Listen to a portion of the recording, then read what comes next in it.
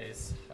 Wow, this is great, actually. I love this show so much. Give it up for Lost in Portland, everyone. Yeah, very nice. Give it up to all the other people that you saw before me. All talented, all extremely more talented than I am. Man, see that fucking celloist? Man. It was beautiful music, and I was most envious of his forearms. I was like, his forearms better not be better than my forearms. And they were. I don't know. Yeah. God, so many people have so many, like, talented, beautiful things to say, and it just feels like I've been working, like, 6 years telling people about my dick. It's not nearly as accomplishing. I don't know.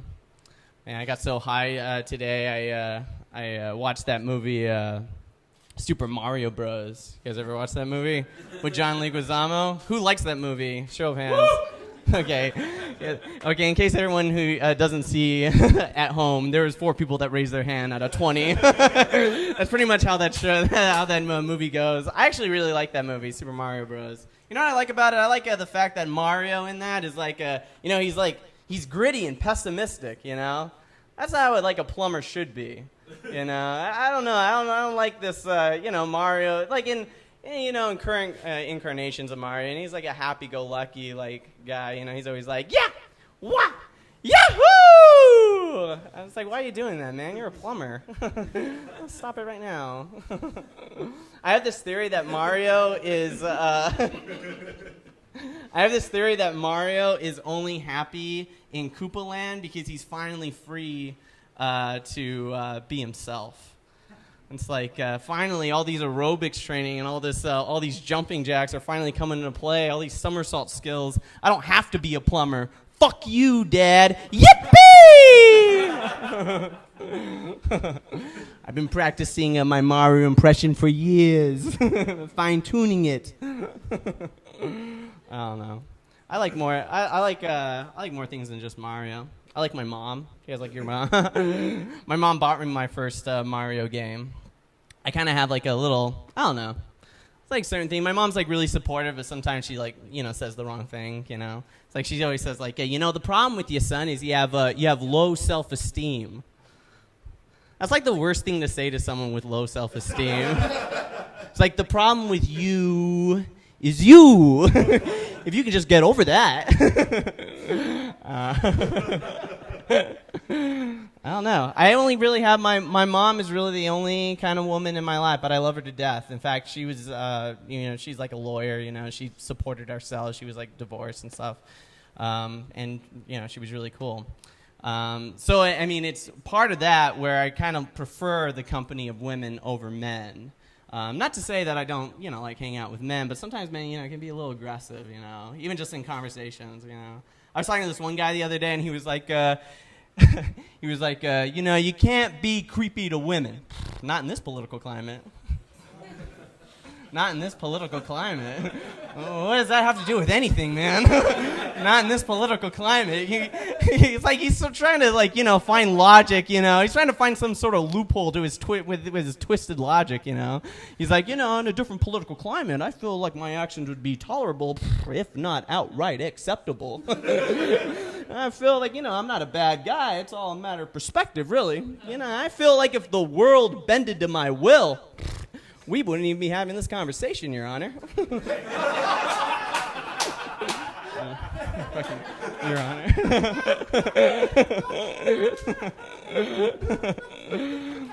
I don't even know. I can't even say I'm like the most innocent person in the world. Like I can't say that. Like I'm a guy.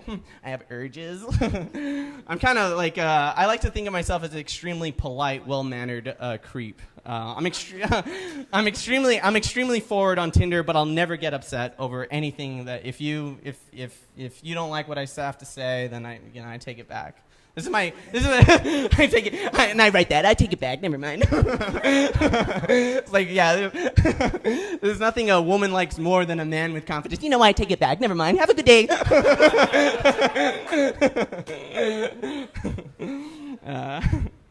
I don't know. I feel like a lot of my my sexual experiences, like as I don't know. I feel like they just kind of started way too early as a kid. You know, like when I was 13 years old, I broke my father's computer with one single AOL chat room message. My username was Brett Favre 69. Because in my 13-year-old brain, I thought there was nothing sexier than the idea of Brett Favre 69ing Brett Favre. I remember going on the AOL chat room, and I just remember I was just like open, honest, up front, like right away. I remember it was like a 13-year-old boy looking to talk dirty. Who's down? And I remember the message boards lighting up for a few minutes from all the activity, and then the computer screen just froze. I turned the computer off. I turned it back on. There was a message on the screen that said, this computer is being reported to the government for child pedophilia. I remember my dad getting home like 10 minutes later. I remember him reading the message. I remember distinctly just watching his face go from anger to just sheer fear. Like, listen, son. He sat me down on the couch. Listen, son, they're going to think it's me. They're going to think I'm Brett Favre 69. I was like, who? The government. The government will think I'm Brett Favre 69. Man, when I was 16 years old, I have two fathers in my life. I have my real father and my stepfather, who's another great person. But my stepfather, actually, when I was 16 years old, actually caught me masturbating, which I wouldn't have minded so much if he caught me masturbating like a normal way. Like if I had to do it all over again, I would not masturbate. I would just do it differently. My stepdad caught me humping a pillow, naked, on a school night. That's what he said. He opened the door. He's like, on a school night, you're supposed to be doing your homework. My stepdad from New Jersey. Not really, but I liked it.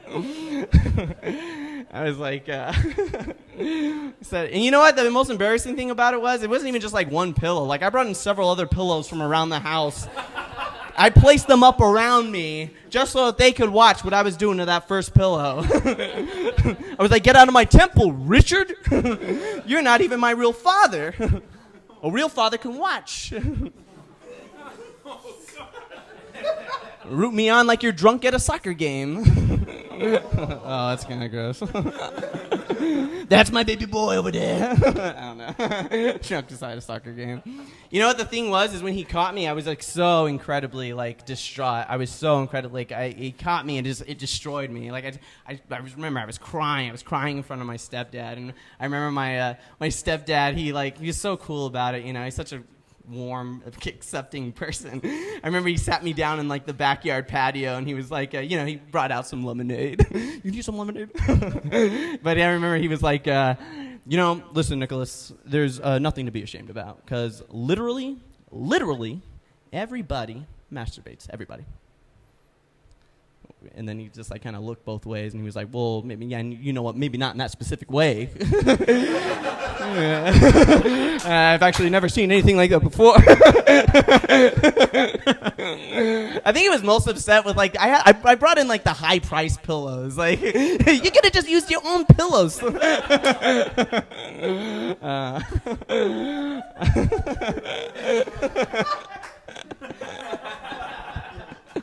Has anyone ever been fired before? Anyone ever been fired from anywhere? You been fired? Where you been fired from? Guitar Center. Were you stealing the guitars? You got electrocuted on the job? Oh, okay. I'm sorry to say, but maybe you're not cut out for a Guitar Center. I got fired from the worst place to get fired from. It's so embarrassing. I got fired from Walgreens. That's not the funny part. I got fired for stealing groceries. It's like $200 worth. Like, they brought me in the office, and it was just literally an hour of them feeling bad for me. It's like, listen, you can have it. And they actually showed me the cameras where like I'm stealing like ground turkey and parsley, and I'm like, I'm sorry. Does anyone want to guess where I worked at Walgreens? Anyone want to guess what department I was in? Photo, yeah, exactly. That guy's a creep. He's definitely in photo. I'm like fucking Robin Williams back there, like, anyone thinks that they can do this job. Takes a man with precision to do this job. Oh, man. I remember one of the first things that they tell you when you start working in a photo lab, and I don't think this is just Walgreens, but I think this is kind of everywhere you go, but one of the first things they tell you is that you have to be on the lookout for child pornography, and you have to report it, if you ever do see it. And it kind of puts us, in an awkward situation, because the majority of the pictures that you get when you work in a photo lab are all naked babies. And we're just getting naked baby pictures. So then it becomes our job to decide which naked baby pictures are taken for sexual intention or not. And how do you do that if you're not a pedophile? I can't decide who the sexy babies are and who the unsexy babies are. You know what my worst fear when I was working there? My worst fear was to report something that wasn't actually graphic. Just some weird Rorschach test that no, Nicholas is clearly just a mother giving her child a bath. And I'm like, well, that looks like pornography to me. I want to be that baby. Is it wrong if you want to be the baby? See? Thanks, man. Thanks. What planet are you from again? Oh, nice. Been there, done that. I don't know. I actually think that that's been my time. Thank you guys very much. I'm Nicky. Thank you.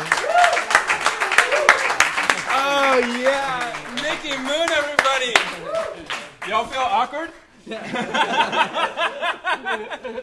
Nicky, that was fantastic. Yeah. Before you leave, tell my audience here in the studio and at home how they could get in touch with you through social media.